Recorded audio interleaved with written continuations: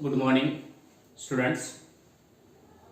आपण काल जो आपण टॉपिक्स आहे आपला अँगल अँड मेजरमेंट्स हा टॉपिक्स आपण पाहत होतो. या टॉपिक्स मधला आपण बऱ्याच पॉइंट्स आपण पाहिलेले, पहिली एक्सरसाइज आपण कंप्लीट केलेली आहे. या टॉपिक्स मधली अँगल अँड मेजरमेंट मधली फर्स्ट एक्सरसाइज आपण पाहिली. ती पूर्ण पाहिल्यानंतर आपल्याला नेक्स्ट एक्सरसाइज आपल्याला त्याचा पॉइंट्स पाहायचा आहे. आर्क लेंथ, आर्कची लेंथ आपल्याला काढायची, एरिया ऑफ सेक्टर कसा काढायचा तो आपल्याला पाहायचा आहे. त्याच्यानंतर पहिला आर्क लेंथचा थेरम आपल्या इथे दिलेला आहे, तो थेरम पाहायचा आहे. If S is the length of an arc of a circle of a radius r which subtended an angle of theta. त्यांचा जो सबटेंडेड अँगल आहे तो थीटा आहे at the center of the circle and then S is equal to R into theta हे आपल्याला prove करून दाखवायचं आहे. हे एक्झाम्पल, हा थेरम जो आहे हा प्रूव्ह करण्यासाठी सर्वात महत्त्वाचा इथे पॉइंट आपल्याला कन्सिडर करायचा आहे. Consider of a circle with centre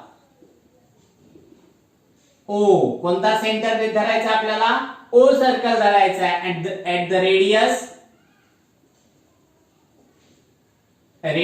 R. त्याची रेडियस आपल्याला काय करायची आहे? R आपल्याला गृहीत धरायची आहे. सगळ्यात महत्त्वाचं ते सेंटर आणि रेडियस आधी आपण गृहीत धरतो. त्याच्यानंतर आपल्याला काय करायचा? लेंथ आर्क AB आपल्याला गृहीत धरायचा आहे. तो जो आर्क आहे तो आपल्याला जोपर्यंत आपण गृहीत धरत नाहीये तोपर्यंत आपल्याला इथं त्याचं लेंथ आपल्याला काढता येत नाही. Let AB is arc of circle is S. S आपल्याला लेंथ गृहीत धरायची. Arc of circle is length S. Length S गृहीत धरायची आहे. and their subtended angles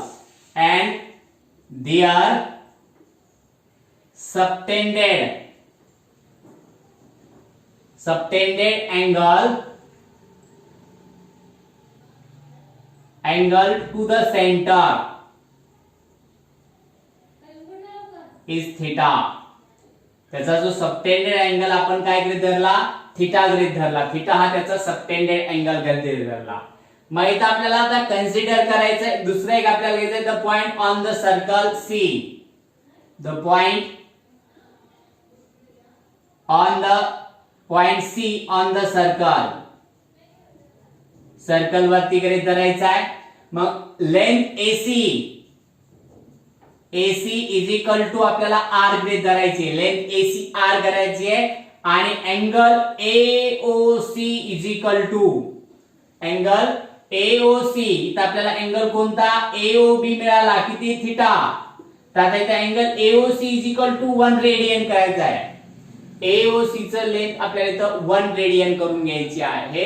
मग आता इथं आपल्याला प्रत्येकाचा आपल्याला दोन्हीचा रेशोचं कन्सिडरेशन करायचं आहे. मग काय कन्सिडरेशन येईल इथं? अँगल AOB आपल्याला लेंथ ऑफ आर्क AB. मग इथं लिहायचं आहे रेशो घ्यायचा आहे. दोन्हीचा जो अँगल आहे रेशो आहे कुणाचा? आर्कचा रेशो आणि त्याच्या सबटेंडेड अँगलचा रेशो कसा असतो? इक्वल असतो. मग आपल्याला इथं लिहिता येईल पहा. Therefore length of arc AB upon length of arc AC equal to angle AOB upon angle AOC. दोन्हीचं मेजर आपल्याला माहिती आहे. लेंथ ऑफ आर्क AB काय? S घेतलेली म्हणजे S upon length of arc AC आपल्याला R मिळालेले म्हणजे R is equal to angle AOB आपल्याला काय मिळालेला आहे? तर AOB थीटा गृहीत धरलेला आहे. थीटा अपॉन मध्ये AOC चं 1 रेडियन. R पलीकडे घेऊन गेलो आपण तर S is equal to R into theta आपल्याला मिळून जाईल. This is the proof of the theorem. S is equal to R into theta. हा R थीटाला मल्टिपल झाला तर त्याचा आपल्याला फॉर्म्युला इथं मिळून जाईल पहा S is equal to R into theta असा हा फॉर्म्युला आहे. याच्यावर जर तुम्हाला जर हे एक्झाम्पल म्हणजे तुम्हाला काय काय माहिती असेल, जर रेडियस माहिती असेल 5 आणि थिटा जर माहिती असेल π/3 तर आपल्याला त्याचं एरिया आपल्याला लेंथ ऑफ आर्क काढता येते. मग s is equal to R into theta is equal to s ची व्हॅल्यू म्हणजे 5 इंटू π/3 इज इक्वल टू 5 π/3 आपल्याला लेंथ ऑफ आर्क मिळून जाईल.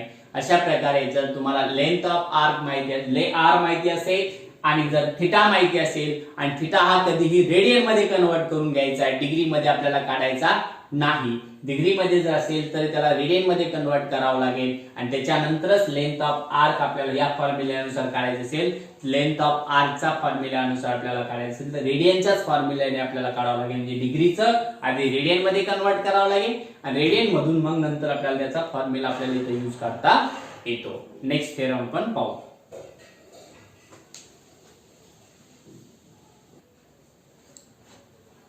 थेरम आपल्याला सेकंड थेरम पाहिजे त्या मधला पॉइंट मधला एरिया ऑफ सेक्टर साठी.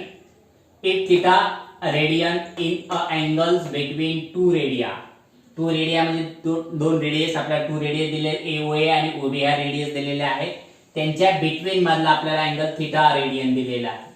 If the circle of the radius R आणि त्यांची सर्कलची रेडियस आपल्याला R दिलेली आहे, then area of corresponding sector त्याचा जो सेक्टर आहे म्हणजे जर तयार झालेली जो सेक्टर आहे हा पूर्ण पॉइंट्स म्हणजे OAPB हा जो पूर्ण मधला जो पार्ट आहे त्याला सेक्टर म्हणायचा आणि ते काय इज काय 1/2R into theta 1/2R into theta आपल्याला त्याचा एरिया दिलेला आहे 1/2R² इंटू थिटा. आता इथं आपल्याला काय करायचंय, कन्सिडर आपल्याला लेट गणित धरायचा. Let O dash APB is a sector of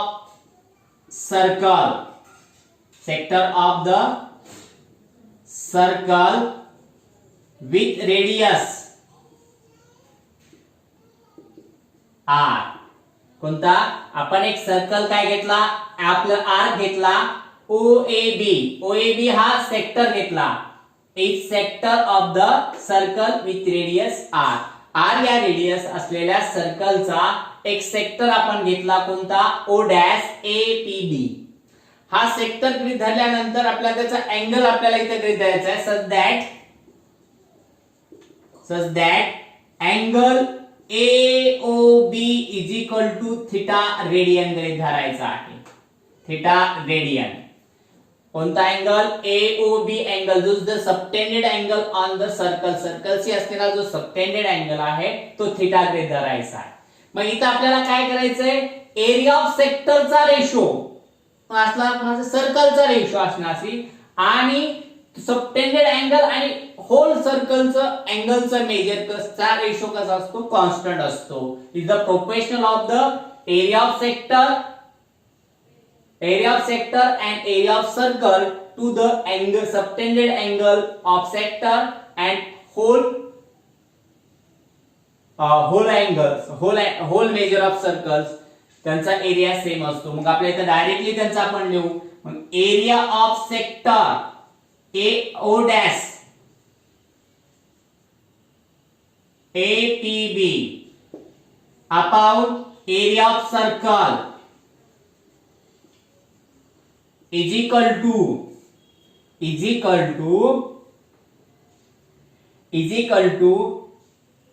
angle AOB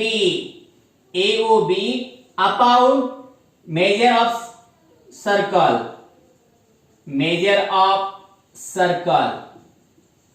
यांचा रेशो कसा असतो, सेम असतो. मग अँगल आपल्याला सेक्टर आपल्याला जसा तसा ठेवला तरी चालेल किंवा A ने डिनोटेट करू फक्त A अपॉन एरिया ऑफ सर्कलचा फॉर्म्युला काय πr चा स्क्वेअर आहे.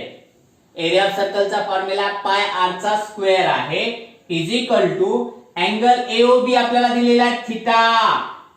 अँगल AOB काय दिलेला आहे आपल्याला थीटा आणि measure of the circle radian मध्ये 2π ने डिनोटेट करतो आपण. 360 डिग्रीला आपण 2π ने डिनोटेट करतो. हा पाय आर चा स्क्वेअर राईट साइडला घेऊन जायचा आहे. मग A is equal to pi R चा square into theta upon 2 into pi. Pi पाय कॅन्सल झाले. एरिया ऑफ सेक्टर आपल्याला मिळून जाईल. एरिया ऑफ सेक्टर आपल्याला काय फॉर्म्युला मिळून जाईल इथं 1/2 into R square into theta. 1/2 into R square into theta हा आपल्याला फॉर्म्युला इथे मिळाला एरिया ऑफ सेक्टरचा. जर तुम्हाला इथं काय दिलं असेल पहा, जर आपल्याला एखाद्या एकट्या सेक्टरचा एक्झाम्पल आपल्याला जर पाहायचं असेल तर एक्झाम्पल मध्ये आपल्याला लक्षात ठेवायचं काय काय महत्वाचं इथं. तुम्हाला कसं एक्झाम्पल थेरॉटिकली आलं असेल, कसं आलं असेल तर एरिया ऑफ सेक्टर जर काढायचं असेल तर आपल्याला त्याचा सबटेंडेड अँगल्स पाहिजे. त्या सेक्टर मधला जो सबटेंडेड अँगल आपल्याला माहिती असणं गरजेचं आहे आणि तोही रेडियन मध्ये. आणि दुसरी गोष्ट आपल्याला काय माहिती पाहिजे, आपल्याला त्या सर्कलची रेडियस माहिती असणं गरजेचं आहे. याशिवाय आपल्याला ह्याचा सेक्टरचा एरिया फाइंड करता येणार नाही. मग सेक्टरचा एरिया जर फाइंड करायचा असेल तर आपल्याला इथं फॉर्म्युला आहे.